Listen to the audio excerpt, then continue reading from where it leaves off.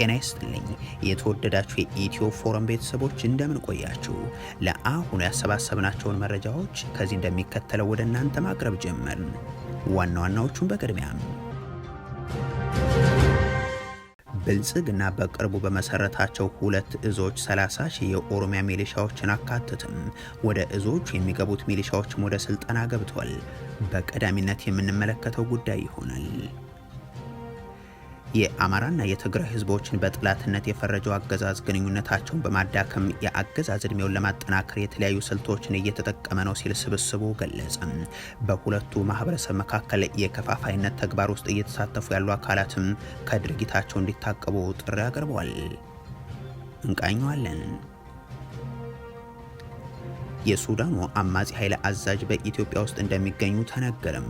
ባምቡ በተባለ ሆቴል ውስጥ ይኖራሉ ሲልም የፈረንሳዊ ሚዲያ ዘግቧል። ተጨማሪውን አዘጋጅተናል። ይህ በእንዲህ እንዳለ እንደ ኢትዮጵያ ካሉ ሀገራት የሚጓጓዘውን ጦር መሳሪያ ደህንነት በመቆጣጠር የሚታወቁት ጄኔራል መገደላቸው ተገልጿል። ይህ ጉዳት የደረሰው ደግሞ በተፈጸመ የድሮን ጥቃት ነው ተብሏል። ሌላኛው መረጃችን ነው። እስራኤል በኢራን በተለይም ደግሞ በቴህራን አዲስ የሚሳኤል ማዕበል ጥቃት ከፍቻለሁ ስትል አሳወቀች። የኢራኑ ፕሬዝዳንት ደግሞ ጦርነቱን እኛ አልጀመርነው እነሱ እንጂም ለነዚህ ጠላቶቻችን እጅ አንሰጥም ሲሉ ተናግሯል። በሀገሪቱ አዲስ ጠቅላይ መሪው ዙሪያ የሚወጡ የተራራቁ መረጃዎችም እንደቀጠሉ ናቸው። የተወደዳችሁ የኢትዮ ፎረም ቤተሰቦች አብራችሁን ስትቆዩ እነዚህንና ሌሎችንም መረጃዎችን ታደምጣላችሁ። ሰናይ ቆይታ ይሁንላችሁ። ብልጽግና በቅርቡ በመሰረታቸው 2 እዞች 30 ሺህ የኦሮሚያ ሚሊሻዎችን አስገባም። ወደ እዞቹ የሚገቡት ሚሊሻዎችም ወደ ስልጠና ተልከዋል። ሚሊሻዎቹ የደሞዝ ጭማሪ እንደማይኖራቸው ግን ታውቋል። አገዛዙ ሰራዊት የማደራጀት ተግባሩን ቀጥሎ በቅርቡ 2 እዞችን እያቋቋመ ስለመሆኑ መዘገባችን አይዘነጋም። በዚህም የ12ኛና 13ኛ እዝ የሚባሉ የጦር ክፍሎች እየተቋቋሙ ሲሆን እዞችን የማቋቋሙ ተግባርም በተያዘው ወር ይጠናቀቃል ተብሎ ታቅዷል የሚሉት ምንጮች እዞቹ የሚቋቋሙት ከነባሮቹ እዞችና ኮሮች በተውጣጡ ወታደሮች ስለመሆኑም ያነሳሉ። በዚህም መሰረት ከ10ኛና ከሰሜን ምዕራብ እዝ የተውጣጣ አንዳንድ ኮር 12ኛ እዝን እንዲመሰርት ሲደረግ 13ኛ እዝ ደግሞ ከሰሜን ምስራቅና ከደቡብ እዝ አንዳንድ ኮር ተውጣጡ የሚቋቋም ይሆናል ተብሎም ታቅዶ ነበር። ይሁን እንጂ የተፈጠረው አዲስ አደረጃጀት የወታደር እጥረት እንዲያጋጥምና በሚመሰረቱትም ሆነ በነባሮቹ እዞች ላይ መመናመንንም ስላስከተለም ብልጽግና በኦሮሚያ ውስጥ ያለውን ሚሊሻ ወደ መከላከያ ማስገባት የሚል መመሪያ አስተላልፎ እየተገበረው ነው ተብሏል። በዚህም መሰረት ከ28 ሺህ እስከ 30 ሺህ የሚሆኑ የኦሮሚያ ሚሊሻ አባላት ተመልምለው እንዲገቡ የታዘዘ ሲሆን መስፈርት ወጥቶ ክልሉ ካሉት ሚሊሻዎች እያንዳንዱ ወረዳም ከ100 እስከ 110 ሰው እንዲያዋጣም ተደርጎ ምልመላው ተከናውኗል የሚሉት ምንጮቹ እነዚህ ሚሊሻዎች ለአካባቢ ጸጥታ ተብለው የተቋቋሙ እንደነበሩም ጠቁሟል። ላለፉት ዓመታት እስከ ሜካናይዝ ድረስ አስታጥቀው ያቋቋሙትን ሚሊሻ እንደገና ከውስጡ መርጠው ወደ መከላከያ ለማስገባት ያወጡትን መስፈርት ያሟሉ ገበሬዎችን አዋሽ ቢሾላ ወታደራዊ ማሰልጠኛ ካምፕ ውስጥ አስገብተዋቸዋል ነው የተባለው። አዋሽ ቢሾላ ወታደራዊ ካምፕ ዩኒቨርሲቲ አልገነባም የሚለው የብልጽግናው አገዛዝ ከከፈታቸው ወታደራዊ ካምፖች መካከል አንዱ ነው። ይህ ካምፕ በአዋሽ ውስጥ ወደ ሶደሬ መንገድ የሚገኝ ጦር ማሰልጠኛ ነው የሚሉት ምንጮቹ ወደዚህ ቦታ የተጋዙ የኦሮሚያ ሚሊሻ አባላትም ከ3 ወራት ስልጠና በኋላ ወደ 12ኛና 13ኛ እዝ የሚቀላቀሉ ናቸው ብሏል። አገዛዙ ይህንን እርምጃ የወሰደው ላቋቋማቸው እዞች ሲል ከነባሮቹ ኮሮች ሰራዊትን በማጉደሉ ነው የሚሉት ምንጮቹም አንድ ኮር 12000 ሰራዊት እንዲይዝ ተደርጎ የተቋቋመ ነበር። ይሁን እንጂ ይህንን ያክል ጦር ሰራዊት ያለው ኮር የላቸውም ይላሉ። የኦሮሚያን ሚሊሻና ልዩ ኃይልን እንዲህ ላሉ ነገሮች መጠቀም አሁን የጀመረው እንዳልሆነ የሚገልጹት ምንጮች ብልጽግናዎች በ2010 መጨረሻ ሶማሌ ክልልን ወረው የክልሉን መንግስት አፍርሰውና የነበሩትን ባለስልጣናትን አስረው ሲወስዱም የመከላከያ ልብስ አልብሰው መፈጸማቸውን አሳውቋል። ይህንን የሚሊሻ ኃይል በዋናነት የሚያዙት ደግሞም በቅርብ ወታደራዊ ማዕረግ የተጨመረላቸው የቀድሞ የሰሜን እዝ አዛዥ ጄኔራል ድሪባ መኮንን ስለመሆናቸው ይታወቃል። የአማራና የትግራይ ህዝቦችን በጠላትነት የፈረጀው አገዛዝ ግንኙነታቸውን በማዳከም የአገዛዝ እድሜውን ለማጠናከር የተለያዩ ስልቶችን እየተጠቀመ ነው ሲል ስብስቡ ገለጸም። በሁለቱ ማህበረሰብ መካከል የከፋፋይነት ተግባር ውስጥ እየተሳተፉ ያሉ አካላት ከድርጊታቸው እንዲታቀቡም ጥሪ አቅርቧል። ተስፋ ለሰላም የጠቅላይ ሚኒስትር አብይ አህመድ አገዛዝ የአማራና የትግራይ ህዝቦችን በማቃረንና ያልተቋረጠ ግጭት ውስጥ በማስገባት ቢቆይም ከቅርብ ጊዜ ወዲህ ግን የተፈጠሩ ችግሮችን የመፍታት አዎንታዊ ሁኔታዎች መፈጠራቸውና በርካታ ሴራዎችን መክሸፋቸውን ይገልጻል።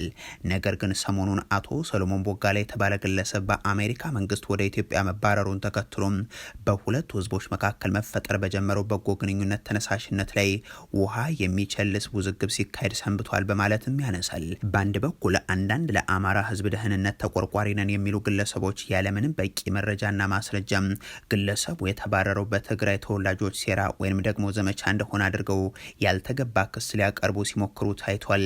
በሌላ በኩል ደግሞ አንዳንድ ለትግራይ ህዝብ ተቆርቋሪ ነን የሚሉ ግለሰቦች በትግራይ ጦርነት ወቅት ከብልጽግና ጎን ቆሞ የዘመተውን ይህንን ግለሰብ ሰበብ አድርገው ፋኖን በሽብርተኝነት ያለ አግባብ ለመወንጀል ሲሞክሩ ተስተውሏል በማለትም ስብስቡ ገልጿል።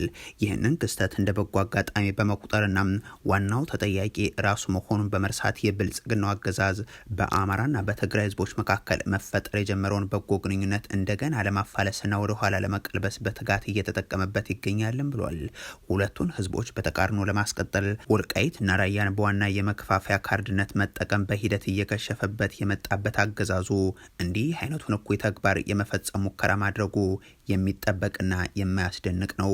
ምክንያቱም ይህንን ሳያደርግ በዋና ጠላትነት የፈረጃቸውን ሁለቱን ህዝቦች የበለጠ ማዳከምና የአገዛዝ እድሜውንም የበለጠ አጠናክሮ የመቀጠል ሌላ እድል የለውምና ሲልም አክሏል። ተስፋ ለሰላም ከዚህ በተቃራኒ ለሁለቱ ህዝቦች ደህንነትና ህልውና እንቆረቆራለን የሚሉ አንዳንድ ግለሰቦች ግን ለሁለቱ ህዝቦች የቅርብና የሩቅ ጊዜ ዘላቂ ጥቅሞች አርቀው ማሰብ ተስኗቸው የአገዛዙ ወጥመድ ላይ በቀላሉ ሲወድቁ መታየታቸው ግን አሳዛኝ ነው ያለው ስብስቡም ትኩረት ሊሰጣቸው ይገባል በሚል ሲገልጽም በቀዳሚነት የህግም የሞራልም ሆነ የታሪክ ተጠያቂነት ጉዳይ በአግባቡና በዘላቂነት ሊመለስ የሚችለው ዋናው የወንጀል ፊት አውራሪ የሆነው የብልጽግናው አገዛዝ በስልጣን ላይ በሚገኝበት በአሁኑ ወቅት ሳይሆን ሁሉን አቀፍ የሽግግር መንግስት ተቋቁሞ በሚካሄድ እውነተኛ የሽግግር ጊዜ ፍትህ ወቅት ነው ይላል።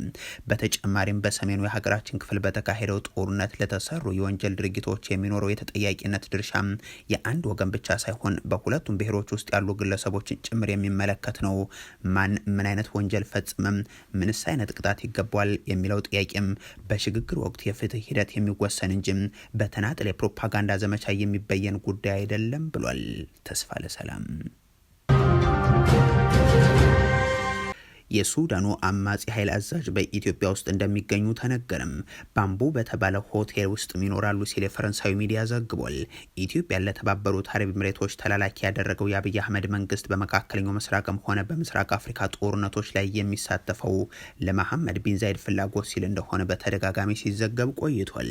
በቅርቡ ይፋ የሆነ የሮይተርስ ዘገባም ይህንን የሚያረጋግጥ ሆኖም የመሐመድ ቢን ዛይድን ጦርነት አጀንዳ ለማስፈጸም ኢትዮጵያ በቤንሻንጉል ጉሙዝ ክልል የጦር ሰፈር መገንባቷን ካስነበበ በኋላ ነገሩ መነጋገሪያ ሆኗል።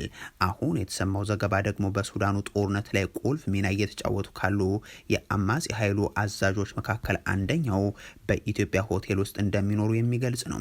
የፈረንሳዩ አፍሪካን ኢንተለጀንስ ዘገባም አማጺ ኃይሉን የሚያዙትና ከኢትዮጵያ የተነሱ ጥቃት ይሰነዝራሉ ያላቸው ወታደራዊ አመራር ከወርቅ ኮንትሮባንድ ጋርም የተገናኙ ናቸው ብሏል። ስማቸው ጆሴፍ ቱካ ይባላል ያለው ዘገባም ለጄኔራል ሐሚቲ ቁልፍ የሆነውን የሱዳን ህዝባዊ ነጻነት ንቅናቄ ኤስፒኤልኤም ኖርዘን በምክትልነት የሚመሩ ናቸው ሲልም ይገልጻቸዋል። አብዱላዚዝ አልሂሉ በተባሉ ደቡብ ሱዳናዊ የሚመራው ድርጅትን በሁለተኝነት የሚመሩት ጆሴፍ ቱካም ከሐሚቲ ሚሊሻዎች ጋር በመሆን የሱዳንን ብሔራዊ ጦር ለመውጋት የወሰነው አምና ሲሆን በደቡብ ምስራቅ ሱዳን፣ በደቡብ ሱዳንና በኢትዮጵያ መካከል የምትገኘውን አነስተኛዋን የብሉ ናይል ግዛትን ክፍለ ጦርንም ይመራል ተብሏል። ግለሰቡ በቤንሻንጉል ጉሙዝ ክልል ዋና ከተማ በሆነችው አሶሳ በመደበኛነት እየኖረ ነው የሚለው አፍሪካ ኢንተለጀንስ በዚህም ባምቡ በተሰኘ ሆቴል ውስጥ ተቀምጧልም ሲል ገልጿል። ይህ ግንኙነት በቅርቡ እየተጠናከረ ቢመስልም በጆሴፍ ቱካና በኢትዮጵያ መካከል ያለው ትስስር ግን ብዙ ዓመታትን የቆየ ነው የሚለው ዘገባው በትግራይ ጦርነት ወቅትም ጆሴፍ ቱካና አዲስ አበባ እጅና ጓንት እንደነበሩ ያስታውሳል።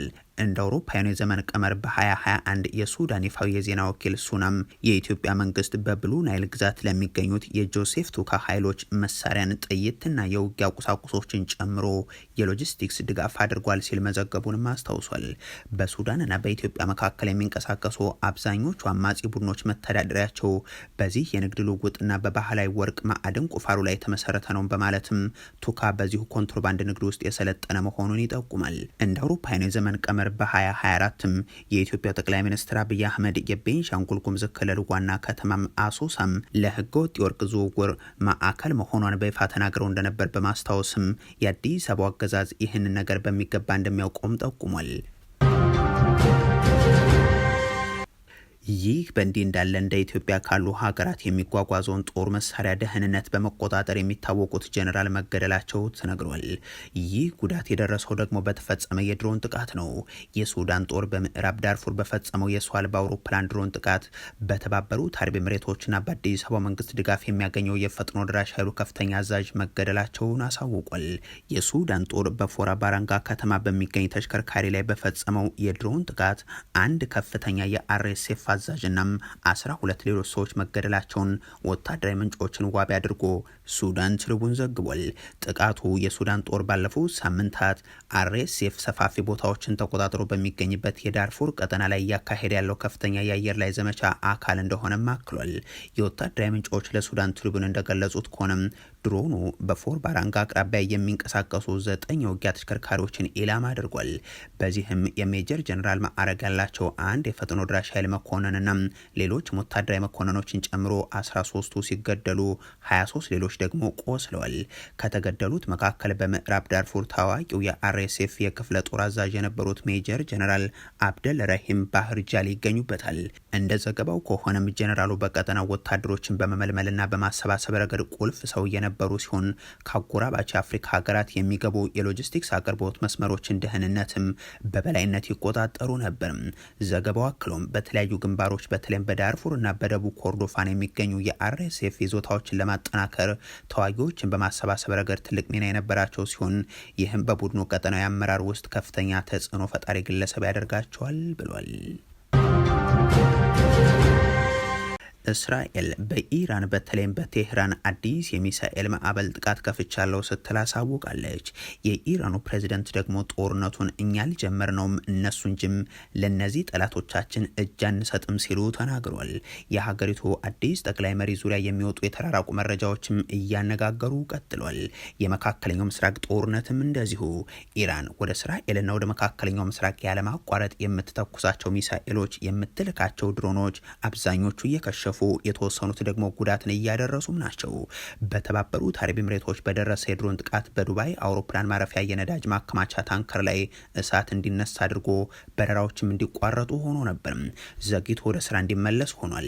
በሌላ በኩል በአቡዳቢ አልባህያን ተብሎ በሚጠራ አካባቢ በሚገኝ የሰላማዊ ሰዎች ተሽከርካሪ ላይ ሚሳኤል በመውደቁ አንድ ሰው ህይወቱ ማለፉን የመገናኛ ብዙሃን ዘግቧል።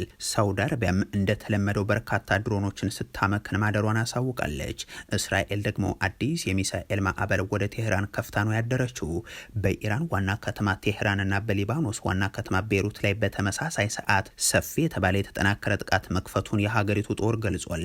ጦሩ መግለጫውን ሲያወጣም በቴህራን እየተካሄደ ያለው ጥቃት ያነጣጠረው የኢራን ስርዓት ቁልፍ የሽብር መሰረተ ልማቶችን ለማውደም ነው። በቤሩት በኩል ደግሞ የሄዝቦላህ ይዞታዎችና የጦር ኢላማዎች ላይ ከባድ ድብደባ እየተፈጸመ ነው ብሏል። ኢራን ደግሞ እጅ አንሰጥም ስትል ገልጻለች። ፕሬዚደንት መሱድ ፔዜሽኪያን የጽዮናውያንና የአሜሪካን ወረራ ወደ ጎን በመተው በዚህ ቀጠና ሰላምና መረጋጋትን ማምጣት ፈጽሞ አይቻልም፣ የእስላማዊቷ ሪፐብሊክ በማንኛውም አስገዳጅ ሁኔታ ውስጥ ለእነዚህ ጉልበተኞች እጅ አትሰጥም ሲሉ ነው የተናገሩት።